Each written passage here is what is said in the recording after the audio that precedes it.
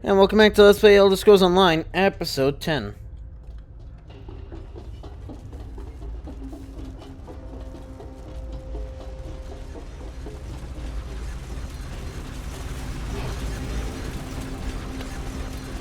Well, you two might want to be careful.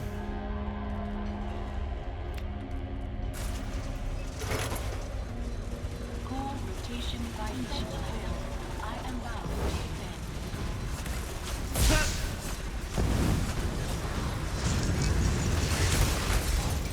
defend. And just blew him straight up.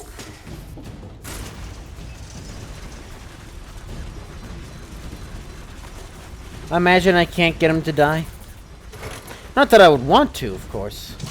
Wouldn't want to siphon his magical power into myself, right? Hey, I mean soul magic. What the fuck?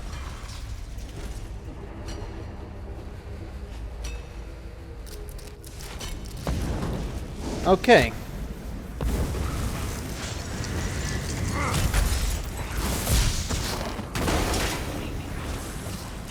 Gee, is a normal combat triangle even a thing anymore? Or I mean, is it a thing in this game, rather?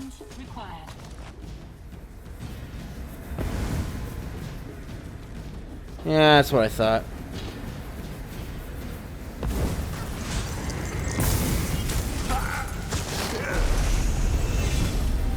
You know, I was wondering when I was gonna level up.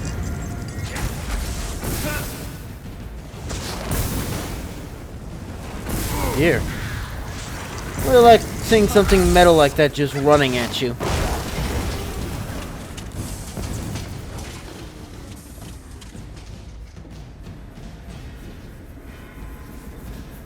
Oh, for a second I thought there were two. Let's see. Like...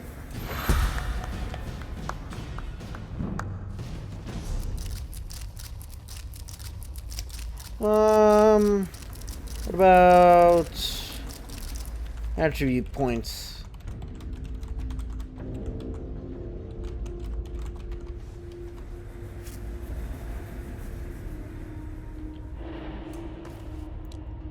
Let's see.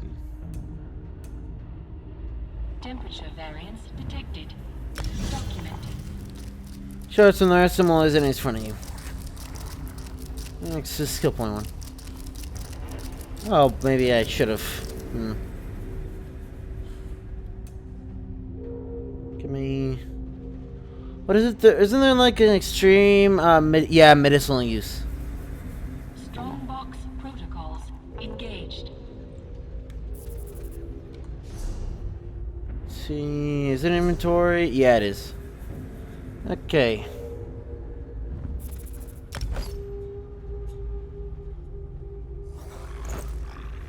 That's cool because I wanted you to be medium.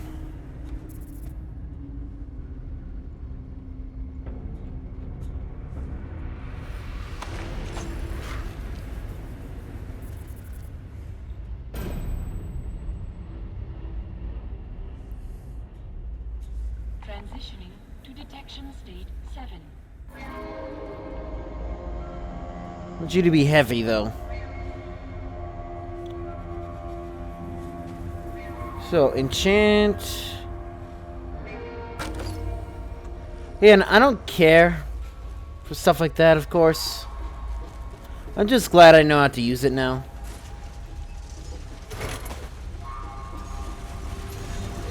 Routine diagnostics complete. Resuming threat awareness. Ow.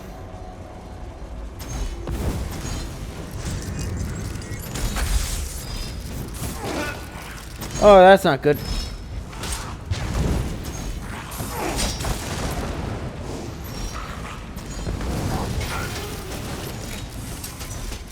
You know, maybe I should actually look at... what's it? O-I-S? No. K. What's this do? Oh, there's enemies in front. We'll want to do that first. No. Oh, because me moving that.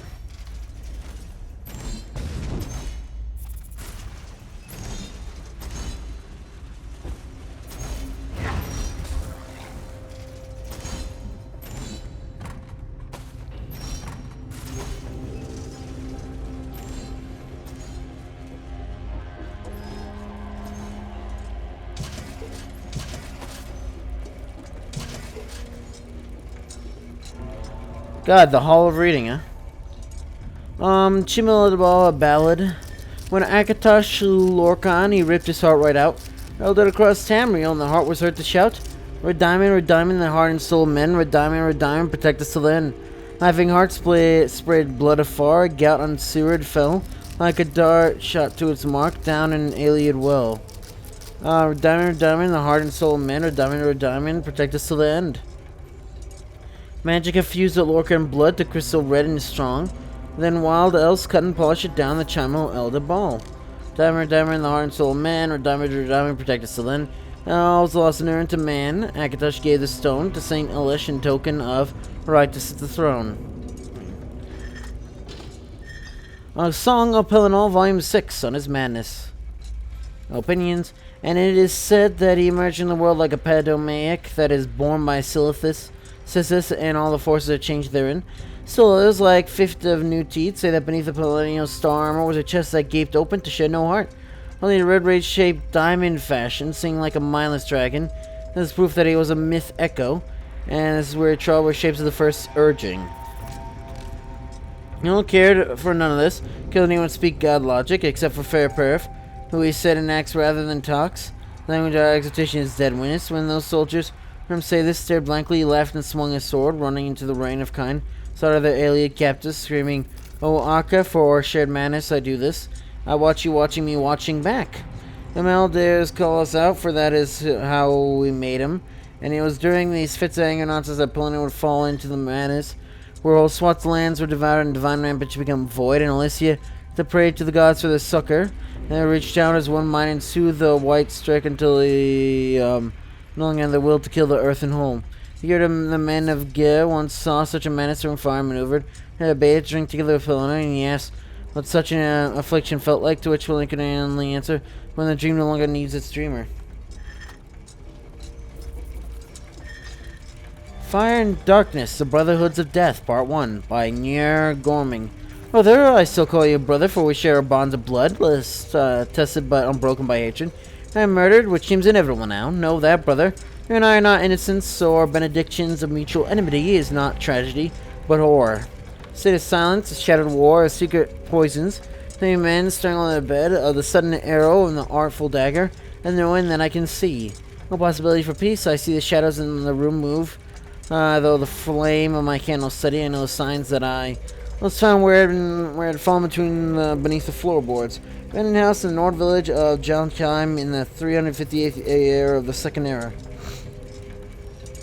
Said that a quiet cobbler lived in the house, whispered its sound to remember the dread Morag-Tong, and the guild outlawed throughout the Tamriel 34 years previously.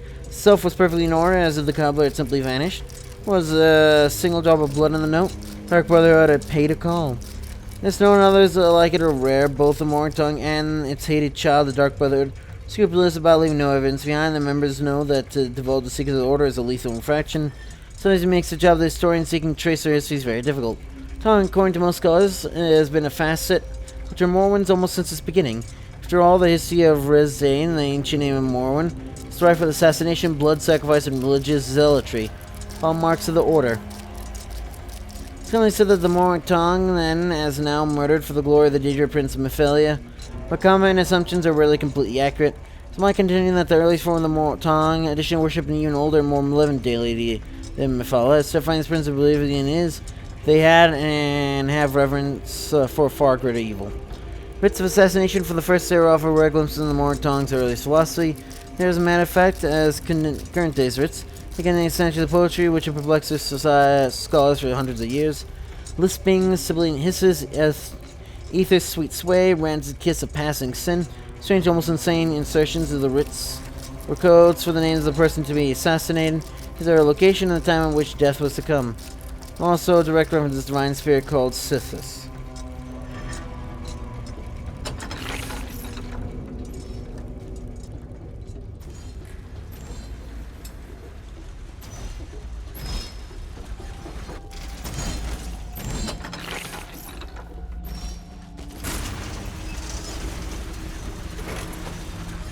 Is that just to let me know that there's something behind me?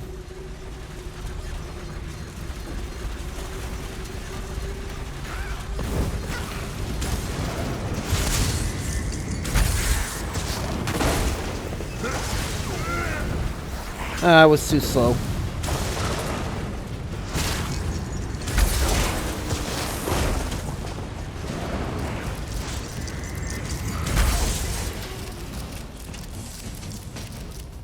Good, because I was almost out of, like, almost out of resources, I guess.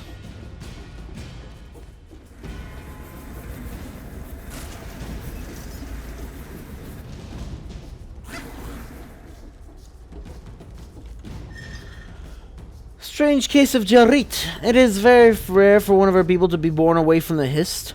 In a very real way, part of the Hist. To be born away from it is to be born without something essential. My life and service as a healer, this remains a theoretical issue, that is until Jarit. Though born in slavery, he's done well since the pact and our emancipation. He married Dummer, the daughter of the Naris's family who owned his parents.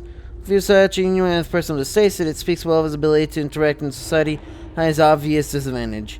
Mistaken or getting society, he is disadvantaged. Able to read social clues. Some movements of muscle entail them most of us take for granted. And he had difficulty reading the motions of the races. Jarit has that problem even with fellow Agranians. He listens to spoken words and is sensitive to the tone, surely being born away from the hiss, by emotional intuition. He brought his elven wife with him to percolating mire. Not welcomed by all, though she draws him out socially, which has been valuable trying to learn about how he thinks. This proximity to a thriving history will help Jarit gain an intuition that the rest of us take for granted. Aren't the histories like mind controlling or something?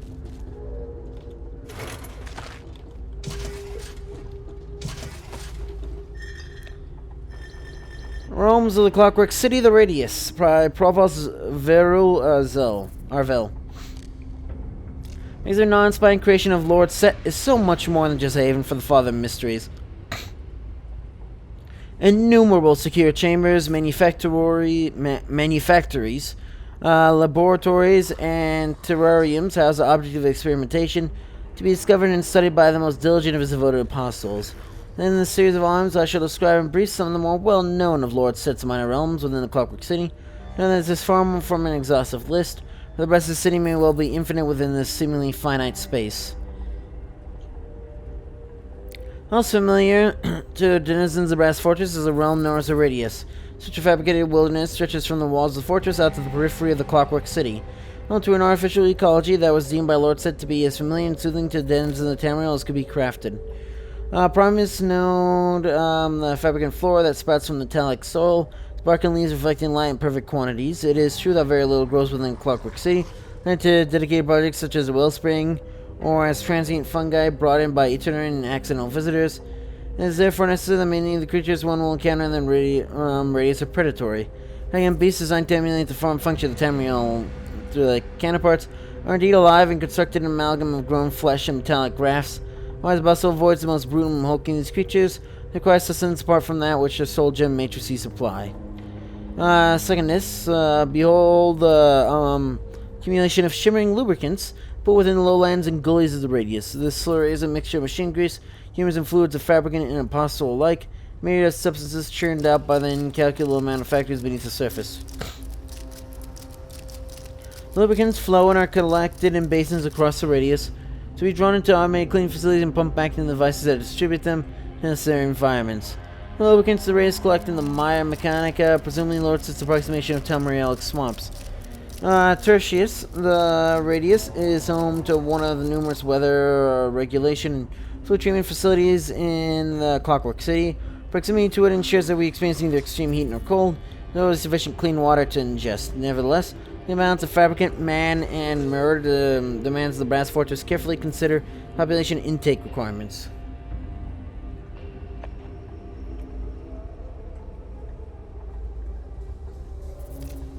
Of course, the Radius is only one of many realms within Clockwork City.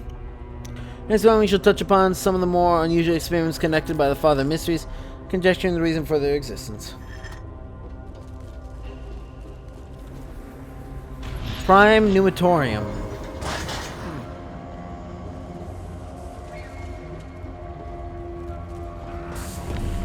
At last. Defeat this monstrosity, but don't kill it. I must reclaim my power. I see target is immune.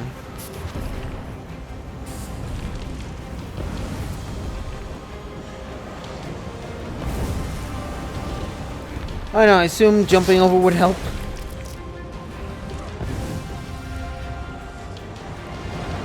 It's duplicating itself. Beware! You're the real one.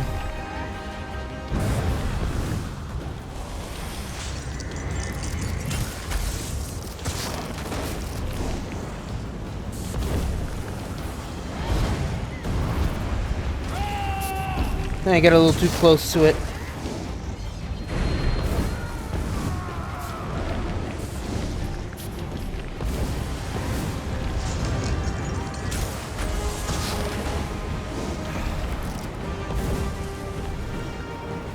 I assume that... Uh-oh.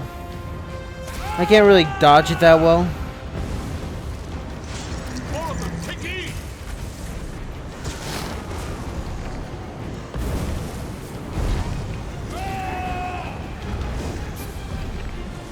I don't even know if I can dodge him.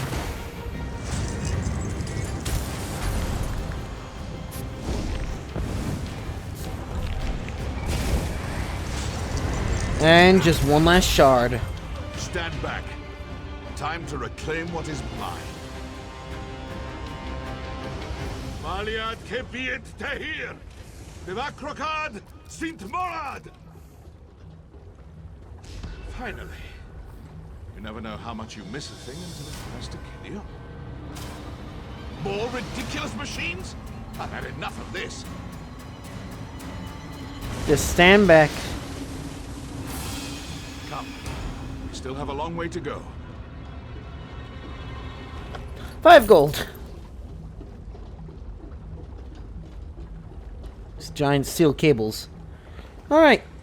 Clockwork City, also known as Sothos Sill after its creator, said to be a great and intricate mechanism that duplicates the mythic structure of the Neuron metallic miniature. Lysaid himself knows its true purpose.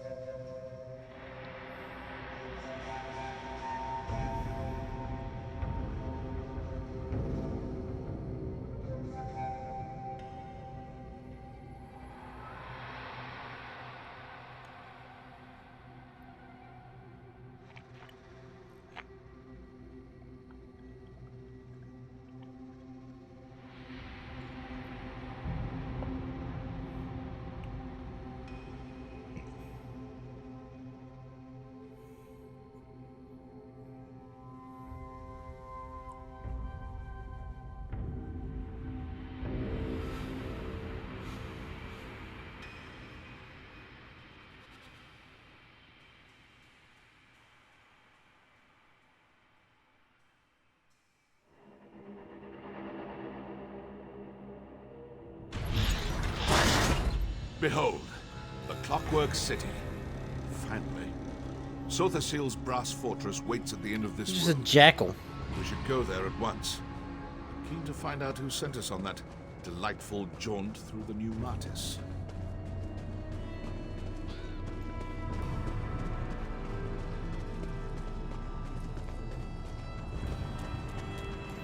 I mean, he tried. I know if I'm at Dancing Spider, if I at all, like, just walk ever so slightly off the road or fight something, he'll be like, oh, you got better things to do, eh? So let's not do that.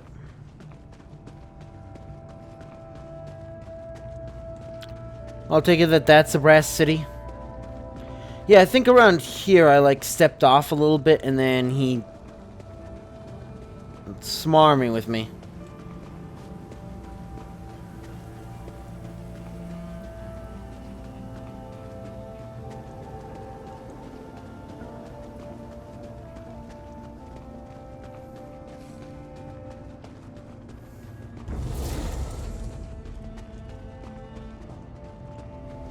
Being followed by like a venomous or whatever.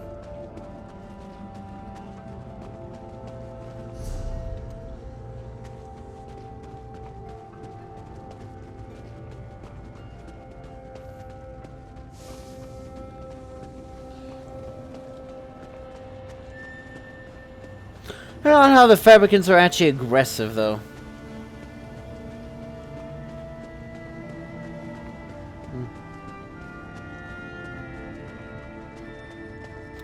Is that a windmill farm?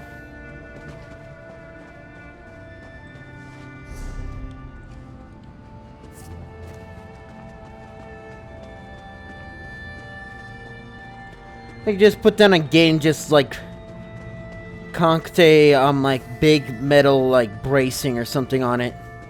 Yeah, just hold it down.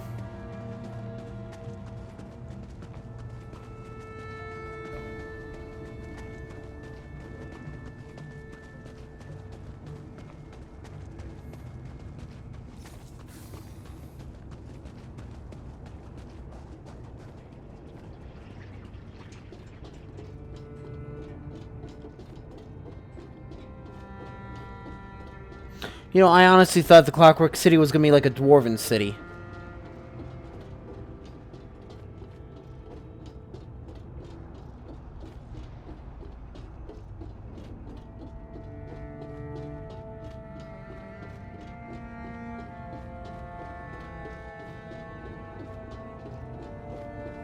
Yeah, I believe we're inside the orb now. Devate fear. I warned you never to come back. And you, one of Fear's lackeys, I take it. Luciana Pullo. Hospitable as ever? Go talk to her. I'll not waste my time speaking with a petulant toy soldier. Hi. Hold there, friend of Fear. I am Proctor Luciana Pullo of the Clockwork Apostles.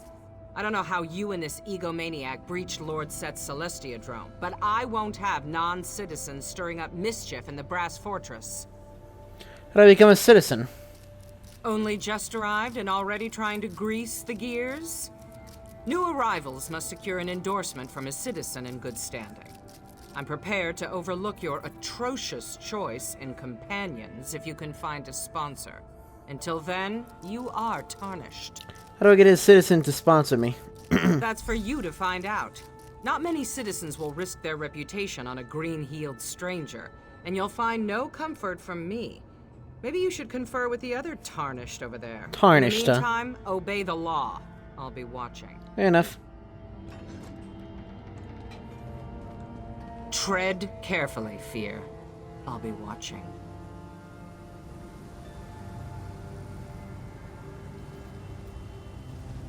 Luciana clearly hasn't lost her charming demeanor. Predictable. You should ask what you did to do this. I won't be welcome in the city until I found a sponsor. Ah, yes. Their bizarre sponsorship custom. I forgot about that little wrinkle. As a friend and peer of Sotha Seal, I come and go as I please. I suppose it would be best for you to wait out here. If I need you again, I will find you. Hey, just sponsor me? I'm not a citizen. And even if I were, I'd not waste time wading through their opaque bureaucracy. You've proven yourself to be more than capable. I have no doubt you'll figure something out. Gain your sponsorship. We will speak again soon. Yay, something I can't I use. appreciate your assistance in the pneumatic forge, but for now, our paths must diverge. The artifact we seek will not remain in one place for long. I can ill afford a delay. Navigate this absurd ritual quickly, and I will find you again afterward. Who is Luciana Pullo? One of Sotha Seal's greater lackeys, chief proctor of the Clockwork Apostles. You might have noticed some mild cosmetic flaws. Honestly, I think she's more automaton than flesh and blood. She certainly acts the part. What is an Imperial server Dark Elf God? Seal takes all kinds. Imperials, Bretons, even Argonians. Luciana may be one of his oldest Riemann. servants. She served Emperor Riemann Cyrodiil as a battle mage in her younger years. Made quite a name for herself during the Akaviri invasion. What happened to her? How did she wind up here? According to the legend, she was caught in a torrent of arcane energy during a battle with a rival mage. It mangled her body and sent her hurtling through the veil. She eventually crashed here. Seal found her shortly thereafter and mended her wounds. So now she serves him? Indeed. At first, I thought she served him out of some cheap obligation. Reciprocity for his kindness. But apparently, she really believes in this place. I heard they had a bit of a falling out. She still serves him, though, in her dog-like fashion. She didn't seem happy to see you. People like her rarely are. You see, I present a destabilizing influence. I reject all illusions of authority and thus reject their entire way of life. Hierarchy, ritual, reverence, it's all a sham. I respect power, not absurd social constructs. You meant to the Clockwork Apostles? Yes, a monastic order of sorts. They serve Sothasil through magical inquiry. Apostles fancy themselves iconoclasts who push the boundaries of magical praxis. There's a seed of truth there, I suppose, but they're still obnoxious. Are they all like Lucinia? You mean, are they all half-metal monstrosities? More or less. Some modify themselves more than others. It's a form of reverence. They want to be more like Sothasil. You see, Seal has some peculiar... Well, I'll let you see for yourself.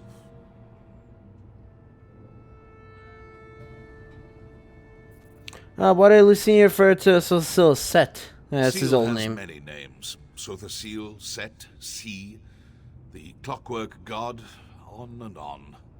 Tiresome, if you ask me. The Clockwork Apostles mostly refer to him as Set, his verse and sermon name. I call him Seal, because I'm not a doe-eyed idiot. Goodbye. So...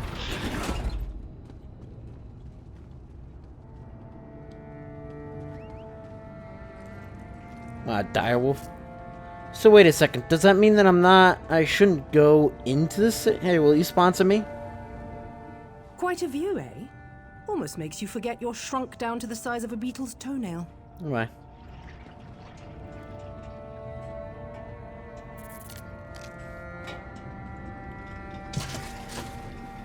Hey, no one's name's on it, so...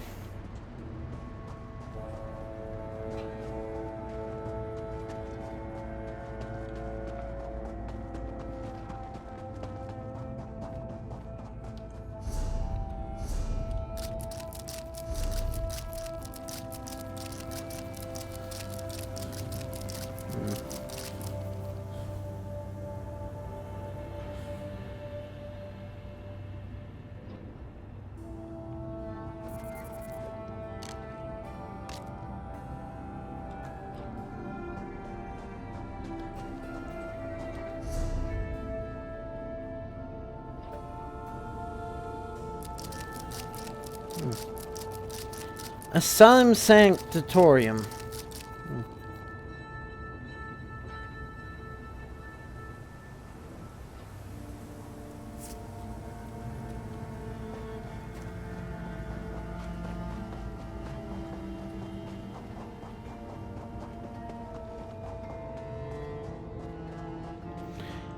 So I'm thinking maybe that Starlight Guild, not the one in Tamriel, but you know, the with the stars, a memory of Sothasil or whatnot.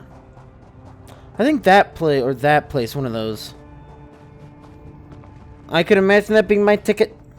Otherwise, I can probably go into the Clockwork City actually.